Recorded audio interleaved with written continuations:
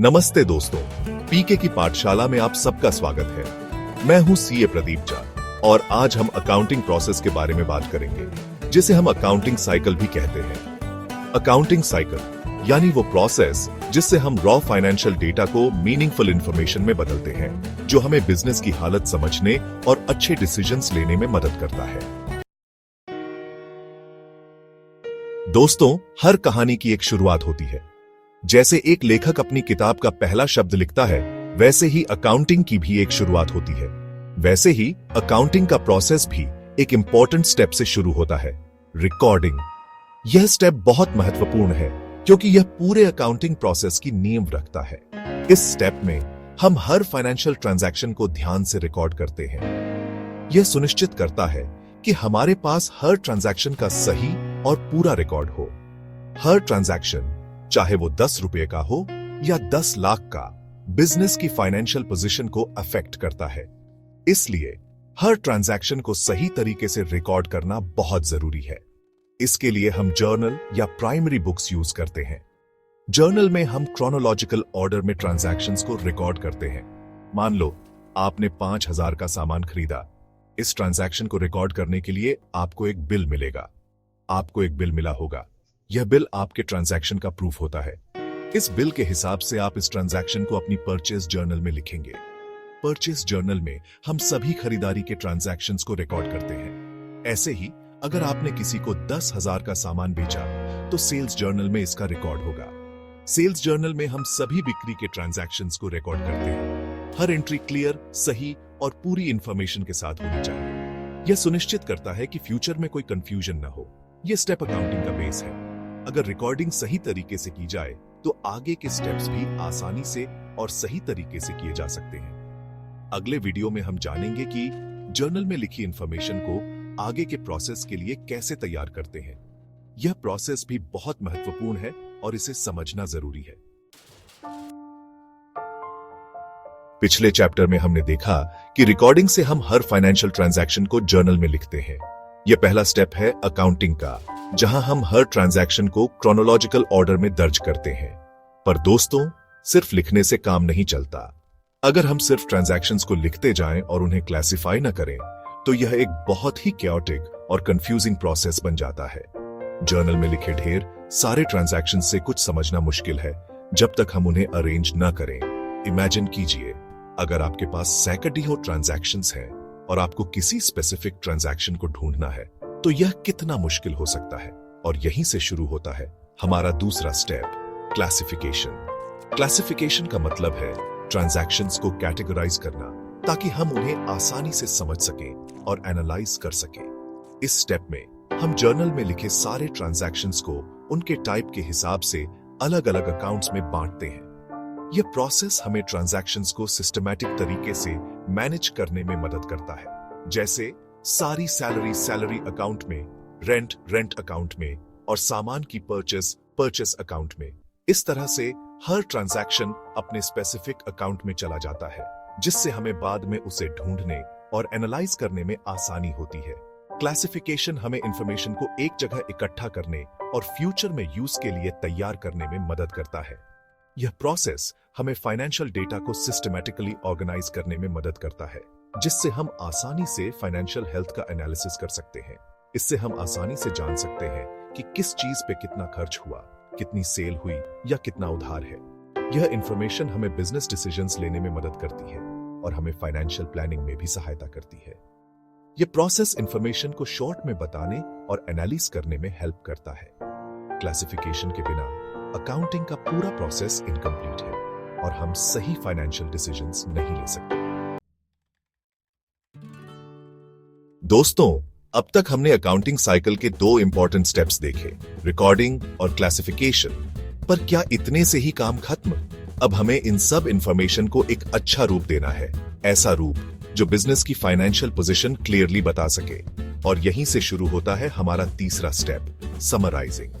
Summarising का मतलब है कि हम जो भी डेटा कलेक्ट और क्लासिफाई कर चुके हैं उसे एक ऑर्गेनाइज्ड और अंडरस्टैंडेबल फॉर्मेट में पेश करना। इस स्टेप में हम क्लासिफाइड डेटा को शॉर्ट में दिखाने के लिए फाइनेंशियल स्टेटमेंट्स तैयार करते हैं। ये फाइनेंशियल स्टेटमेंट्स बिजनेस की फाइनेंशियल हेल्थ को एक ग्लांस में समझने में मदद करते हैं। मेनली हम 3 तरह के फाइनेंशियल स्टेटमेंट्स बनाते हैं। पहला, ट्रेडिंग अकाउंट। ये स्टेटमेंट बताता है कि एक टाइम में बिजनेस ने कितना माल खरीदा, कितना बेचा और उस पर कितना प्रॉफिट या लॉस हुआ। ट्रेडिंग अकाउंट से हमें बिजनेस के ग्रोस प्रॉफिट या ग्रोस लॉस का पता चलता है। दूसरा, प्रॉफिट एंड लॉस अकाउंट। ये स्टेटमेंट बिजनेस के सारे एक्सपेंसेस और इनकम का हिसाब दिखाता है, जिससे हमें पता चलता है कि बिजनेस को टोटल कितना प्रॉफिट या लॉस हुआ। ये स्टेटमेंट बिजनेस के नेट प्रॉफिट या नेट लॉस को दर्शाता है। प्रॉफिट एंड लॉस अकाउंट में हम ऑपरेटिंग और नॉन ऑपरेटिंग एक्सपेंसेस और इनकम्स को भी इंक्लूड करते हैं, जिससे हमें बिजनेस की ओवरऑल प्रॉफिटेबिलिटी का सही अंदाजा मिलता है। और तीसरा, बैलेंस शीट। ये स्टेटमेंट एक पार्टिकुलर डेट पे बिजनेस की एसेट्स, लायबिलिटीज और कैपिटल का शॉर्ट डिस्क्रिप्शन देता है। बैलेंस शीट से हमें बिजनेस की फाइनेंशियल पोजीशन का पता चलता है। बैलेंस शीट में हम बिजनेस की एसेट्स, लायबिलिटीज और कैपिटल को कैटेगराइज करते हैं, जिससे हमें पता चलता है कि बिजनेस के पास कितनी संपत्ति है, कितनी देनदारियां हैं और मालिक का कितना निवेश है। ये financial statements business owners, managers, investors और दूसरे स्टेक होल्डर्स को इंपॉर्टेंट इंफॉर्मेशन देते हैं, जिससे वो बिजनेस के बारे में इंपॉर्टेंट डिसीजंस लेते हैं। फाइनेंशियल स्टेटमेंट्स की मदद से स्टेक होल्डर्स बिजनेस की परफॉर्मेंस को एनालाइज कर सकते हैं और फ्यूचर स्ट्रैटेजीज बना सकते हैं। इसलिए समराइजिंग स्टेप अकाउंटिंग साइकिल का एक क्रूशियल पार्ट है, जो बिजनेस की फाइनेंशियल ट्रांसपेरेंसी और अकाउंटेबिलिटी को इंश्योर करता है। ये स्टेप न केवल बिजनेस की करंट फाइनेंशियल हेल्थ को दर्शाता है, बल्कि फ्यूचर प्लानिंग और डिसीजन मेकिंग में भी मदद करता है। दोस्तों, अब तक हम अकाउंटिंग साइकिल के 3 इंपॉर्टेंट स्टेप्स, रिकॉर्डिंग, क्लासिफिकेशन और समराइजिंग समझ चुके हैं। लेकिन क्या इतने से ही काम खत्म? क्या सिर्फ फाइनेंशियल स्टेटमेंट्स देख के ही हम बिजनेस की असली पिक्चर समझ सकते हैं? नहीं दोस्तों, फाइनेंशियल स्टेटमेंट्स तो बस नंबर्स का कलेक्शन है। इन नंबर्स के पीछे छुपे सीक्रेट्स को समझने के लिए हमें आगे बढ़ना होगा, और यहीं से शुरू होता है हमारा चौथा स्टेप, एनालिसिस। एनालिसिस मतलब डेटा को डीपली स्टडी करके उसके पीछे के ट्रेंड्स, रिलेशंस और पैटर्न्स को समझना। जैसे एक डिटेक्टिव क्लूज जोड़ के क्राइम सॉल्व करता है। जैसे हम एनालिसिस से ये जान सकते हैं क्या बिजनेस का प्रॉफिट बढ़ रहा है या घट रहा है, किस प्रोडक्ट की सेल तेज है और किसकी स्लो, बिजनेस का सबसे बड़ा एक्सपेंस क्या है। पिछले चैप्टर में हमने एनालिसिस का इंपॉर्टेंस समझा, लेकिन दोस्तों, क्या सिर्फ ट्रेंड्स और पैटर्न्स जान लेना ही काफी है? क्या हम इन्हीं के आधार पे इंपॉर्टेंट बिजनेस डिसीजंस ले सकते हैं? नहीं दोस्तों, हमें इन ट्रेंड्स और पैटर्न्स के रीजन समझने होंगे, और यहीं से शुरू होता है हमारा 5वां स्टेप, इंटरप्रिटेशन। इंटरप्रिटेशन मतलब एनालिसिस के रिजल्ट्स को समझना और उनका मतलब निकालना। जैसे एक डॉक्टर मरीज के सिम्टम्स के आधार पे बीमारी पता लगाता है, जैसे अगर एनालिसिस से पता चलता है कि बिजनेस का प्रॉफिट घट रहा है, तो इंटरप्रिटेशन हमें यह बताएगा कि ये कमी क्यों हो रही है। क्या ये सेल्स में कमी की वजह से है या फिर एक्सपेंसेस बढ़ने की वजह से?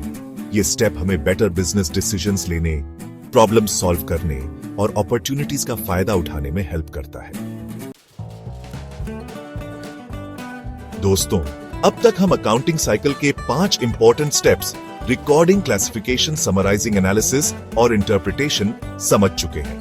लेकिन क्या सिर्फ इंफॉर्मेशन समझ लेना ही काफी है? क्या इस इंफॉर्मेशन का कोई यूज है अगर हम इसे दूसरों तक न पहुंचाएं? नहीं दोस्तों, इंफॉर्मेशन की असली वैल्यू तब होती है जब वो सही टाइम पे सही लोगों तक पहुंचे, और यहीं से शुरू होता है हमारा छठा और आखिरी स्टेप, कम्युनिकेशन। कम्युनिकेशन मतलब तैयार की गई फाइनेंशियल इंफॉर्मेशन को उन सब लोगों तक पहुंचाना जिन्हें इसकी जरूरत है। इसके लिए हम अलग अलग मीडियम्स यूज करते हैं, जैसे financial statements, reports, graphs, charts, presentations. तो दोस्तों, ये था अकाउंटिंग प्रोसेस का शॉर्ट इंट्रो। आने वाले वीडियोस में हम हर स्टेप को और डिटेल में समझेंगे, साथ ही प्रैक्टिकल केस स्टडीज यूज करेंगे ताकि आप इसे और अच्छे से सीख सकें। अगर आपके मन में कोई सवाल है या आप किसी खास टॉपिक पे वीडियो देखना चाहते हैं, तो हमें कमेंट बॉक्स में बताएं। चैनल को सब्सक्राइब करें और ये वीडियो अपने दोस्तों के साथ शेयर करें। मिलते हैं अगले वीडियो में। धन्यवाद।